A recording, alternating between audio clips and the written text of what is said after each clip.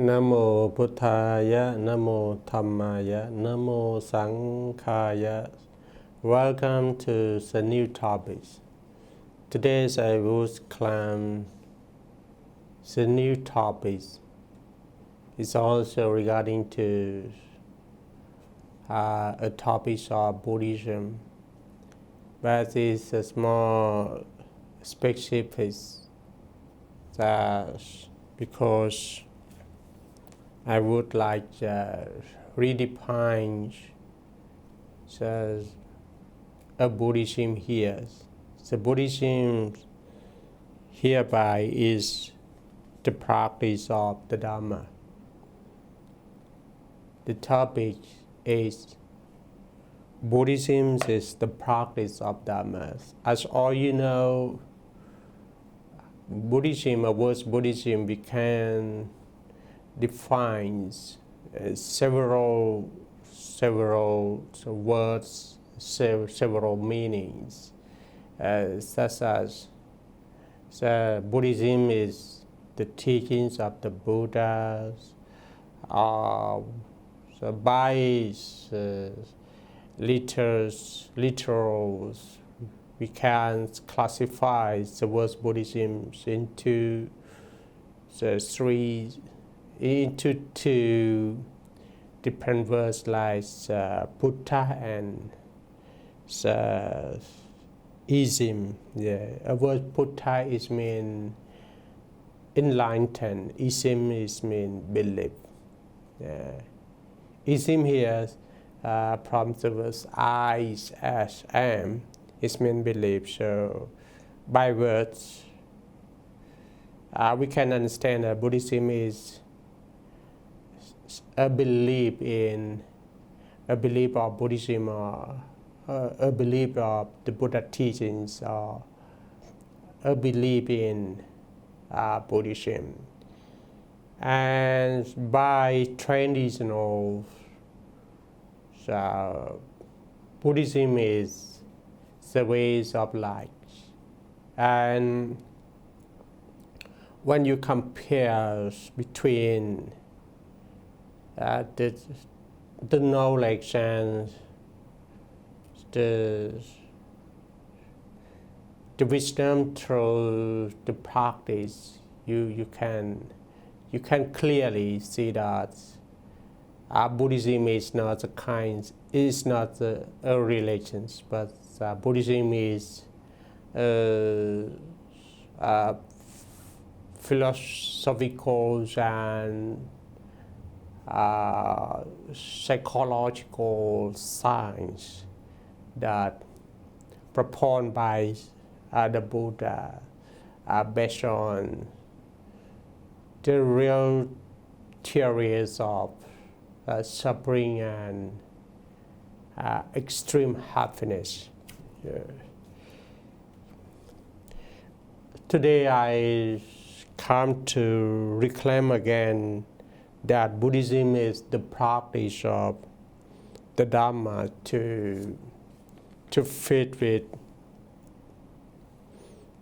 the Pali words in Dhammapada, as numbers 19 and 20s. So word number 19 in Dhammapada, the Buddha's teaching regarding to learning without practice of no words, say that Pahum Pije Sahitang Pasamano Natakaro Hote Naro Pamato Kopowa Kawo Kanayang Parisang Napakawa Samanyasa Hoti. It means those might he recite the sacred text, but acts not accordingly. That headless means is like the cowherds who calls all the kings. He has no shares in the proofs of the holy light. This words we can understand that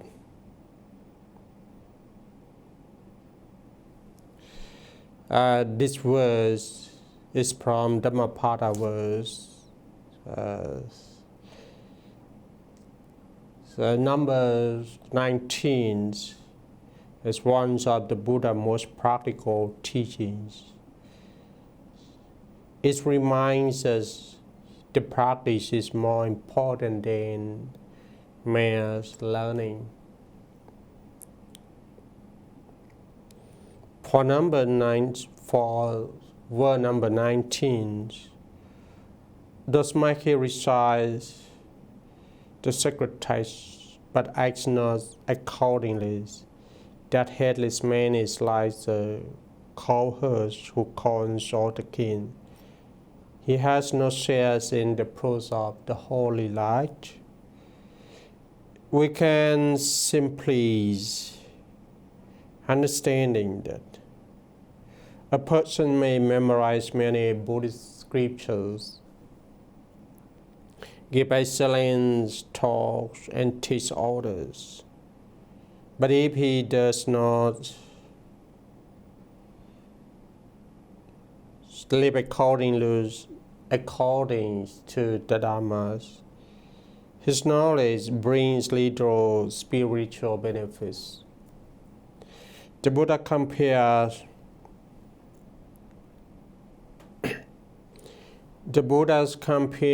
such a person to the cowherd who calls another person's cow.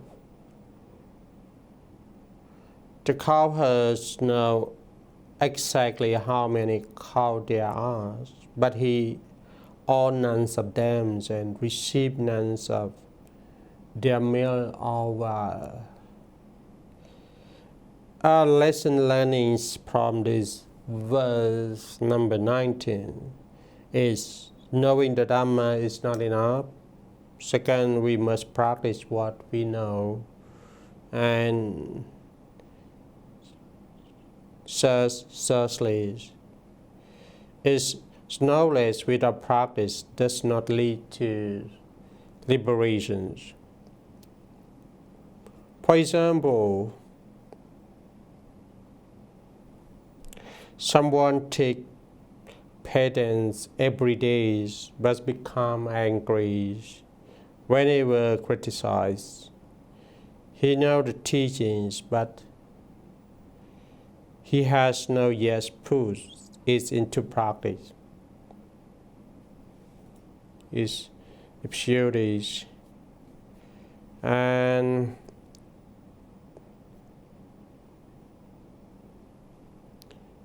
And for the word number 20, the Buddha says, the Buddha says, Apang piche sahitang pasamano Dhammasa hote anuthammajari Rakhancha Tosancha Pahaya Mohang Sapapachano Suvimuttajito Anupajiyano Ita Wahurangwa Sapakawa Samanya Sahoti. Now I would recite again both of verse number 19 and number 20. Pahum piche sahitang pasamano Natakaro hote naro pamato Kopo wa kawo kanayang parisang Napakawa samanya sahoti Apang piche sahitang pasamano Thammasahote anuthamachari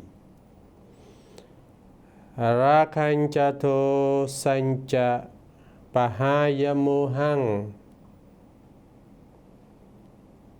Sammapachano sovimutta anupa tiyano ita wa hurangwa sapaka wa samanyasahoti.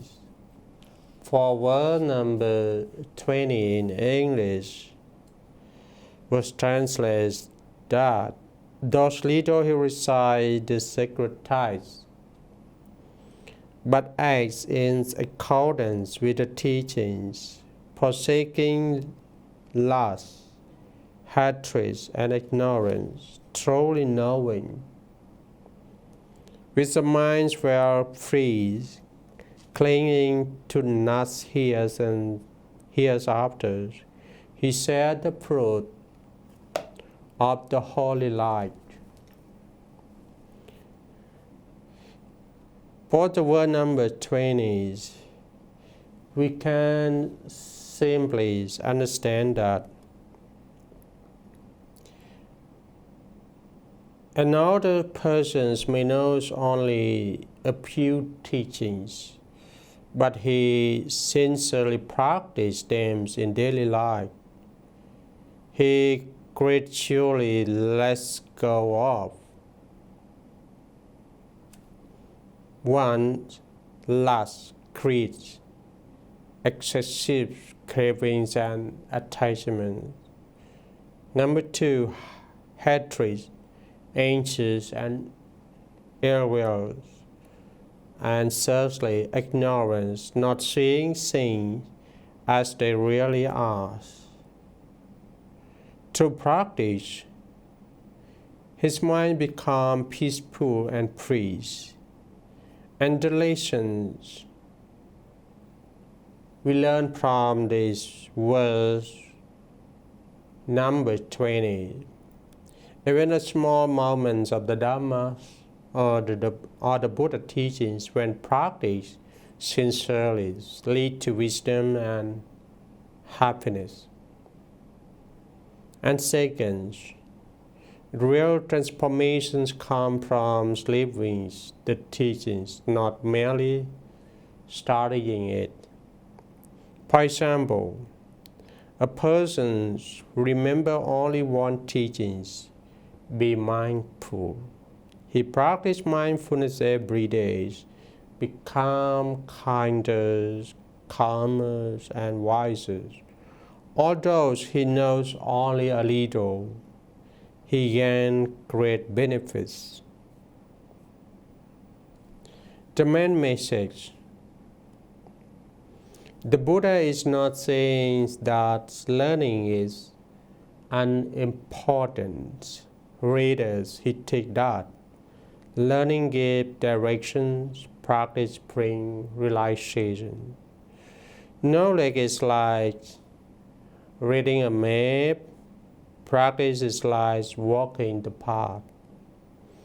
Only by walking the path do we reach our destinations. A simple quotation: learning tells us what the path is. Practice takes us to the goal.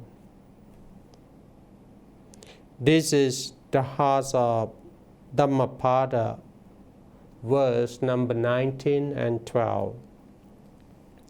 Now, we still have 15 minutes more to demonstrate a story. A story that go along with this verse number 19 and 20. That is the stories of knowledge is not realization. In the Buddha time, there are two bhikkhus from noble families. were close friends. One became a great scholar who masters the Tipitaka. Tipitaka is the main sacred text in Theravada Buddhism. Thus many monks and was famous for his knowledge. The author devoted himself to meditation and practice, although he knew few scriptures. He diligently practiced the Buddha's teachings and eventually attained arahantship. One day, the practicing monk returned to visit the Buddhas at Jetavana monastery. The learned scholars, not realizing that his friend has become an arahant, looked down on him and intended to test him with difficult questions about the Dhamma. Knowing his pride, the Buddhas intervened in these questionings. The Arahant, the Buddha asked the learned scholars about advanced states of meditation, mean jhanas and makkas in a Pali term. Although he knew many scriptures, he could not answer because he has never realized these truths to practice. The Arahant, however, answers every question correctly from direct experience. The Buddha then praised the monk who had practiced and relied the Buddha and relied the Dhamma. The Dhamma is mean the teachings of the Buddha. And not the one who merely possesses book knowledge. The Buddha himself explained that a person who knows many scriptures but does not practice them is like a cowherd counting someone else's cows. He gains real benefits. A person who knows only a little dhammas but sincerely practices abandon greed, hatred, and delusions, and free the mind from attachments, truly enjoy the fruits of the holy life. Main lessons from the stories.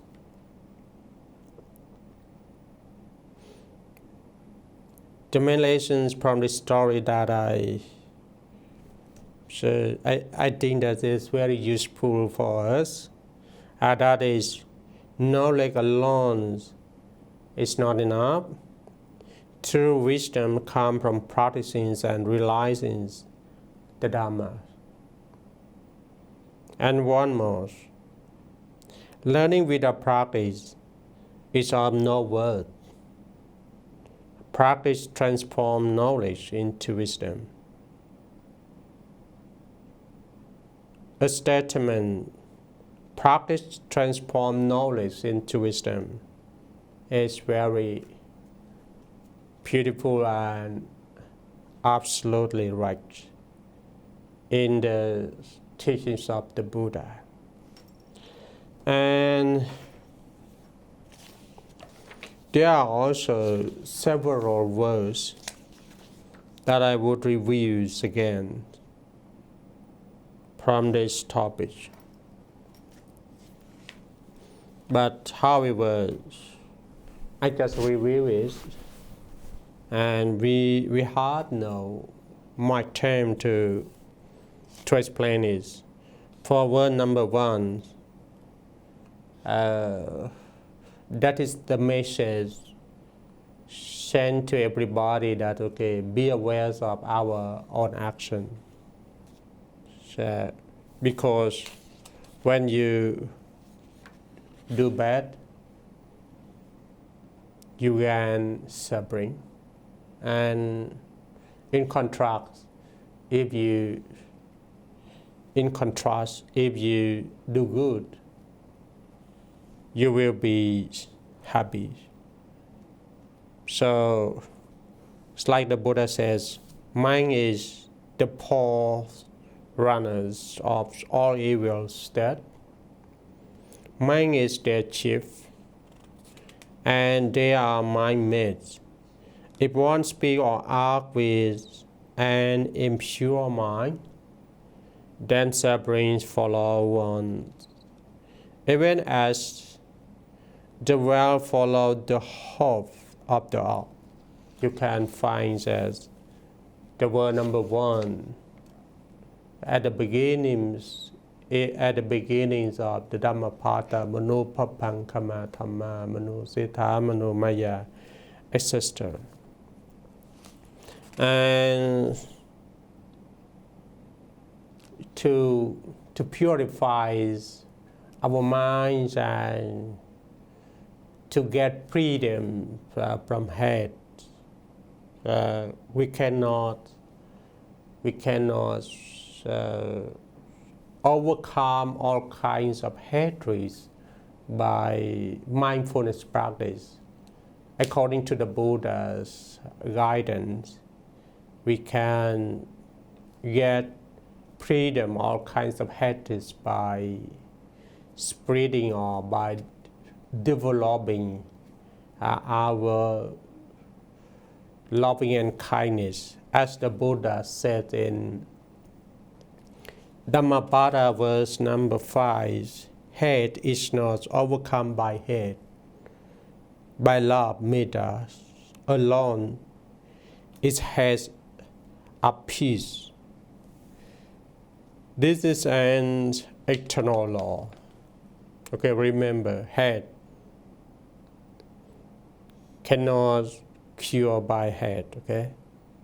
But hate can cure by metta, by loving kindness and compassion. And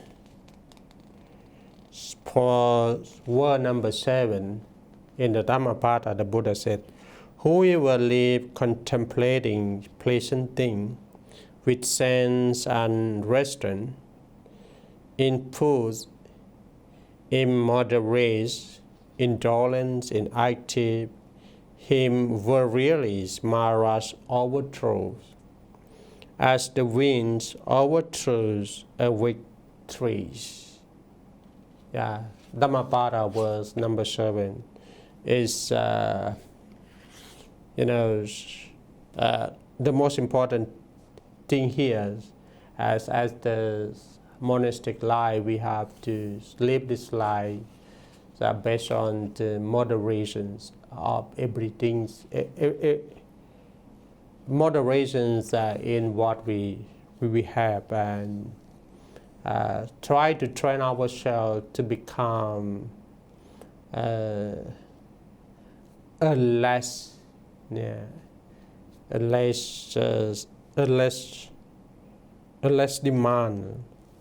in demand. Okay, don't want much,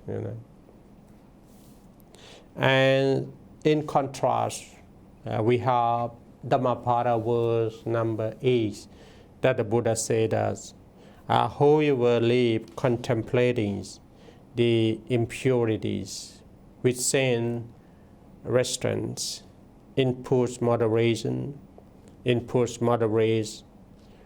full of faith, full of sustenance energies, him Maharaj overthrew not. As the wind does not overthrow a rocky mountain. It's so clear.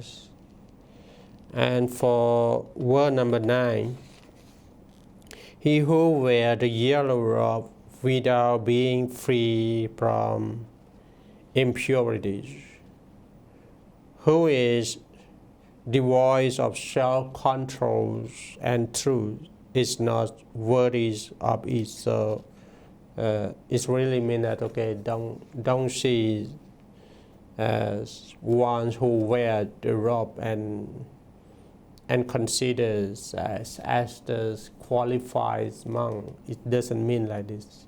So the qualified monk is based on their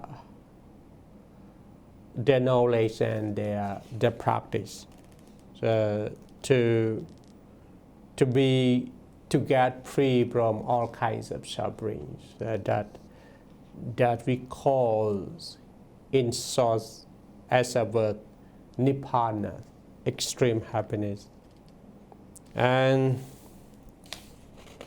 to finish this topic, I would give you for two word more.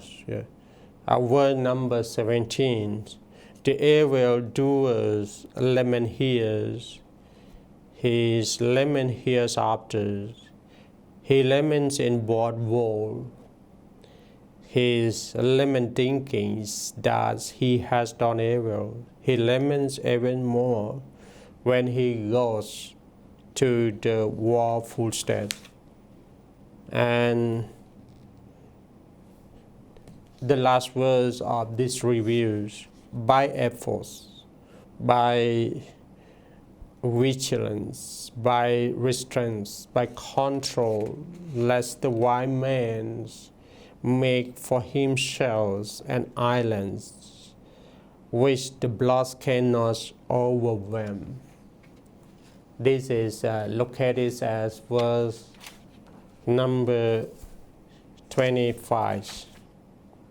Okay, so next week we continue to the new vakas, the new sessions of Dhammapada. That's about Appamata vakas. So mean his fullness. Yeah. I try to introduce you the topics from the Dhammapada verse in order, so that you can listening and you can check with the evident document from Dhammapada. Why I would like to share all of the words in Dhammapada, because I think that is the Buddha words, and also you can find it in both in Pali and also in English. And the Dhammapada book is also very important for the Theravada sacred text, and almost people in the world, especially people from the Buddhist countries like Sri